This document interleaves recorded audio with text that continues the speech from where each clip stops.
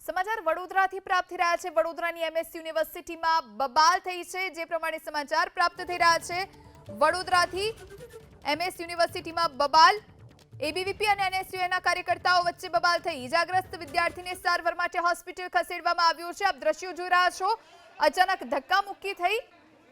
University બાદ હોસ્પિટલમાં ફરીથી મારામારી થઈ હોય એવા દ્રશ્યો જોવા મળ્યા છે।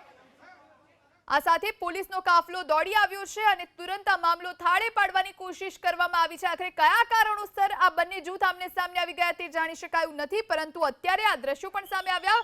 પોલીસ પણ આવી પહોંચી છે અને આ મામલો શાંત કરવાની કોશિશ કરવામાં આવી રહી છે। વડોદરાની એમએસ યુનિવર્સિટી અવારનવાર વિવાદમાં આવતી હોય છે। ફરી એક વખત વિવાદમાં એબીવીપી અને એનએસયુના કાર્યકર્તાઓ વચ્ચે અહીં છૂટા હાથની મારામારી થઈ। કયા કારણોસર, શું વાત હતી, શું મુદ્દો હતો તે જાણી શકાયું નથી, પરંતુ એકબીજા પર છૂટા હાથની મારામારી કરતા બંને જૂથના વિદ્યાર્થી નેતાઓ જોવા મળ્યા હતા। ઈજાગ્રસ્ત વિદ્યાર્થી જેને સારવાર માટે હોસ્પિટલ લઈ જવામાં આવ્યો અને હોસ્પિટલમાં પણ આ બંને જૂથ સામે આવી ગયું અને ત્યાં ફરી એક વખત મારામારી કરવામાં આવી। તો યુનિવર્સિટી બાદ હોસ્પિટલમાં પણ ફરી એક વખત મારામારી થઈ।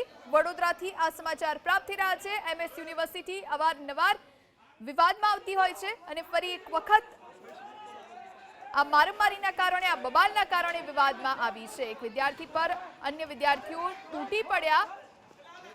એબીવીપી અને એનએસયુના કાર્યકર્તાઓ સામે આવી ગયા।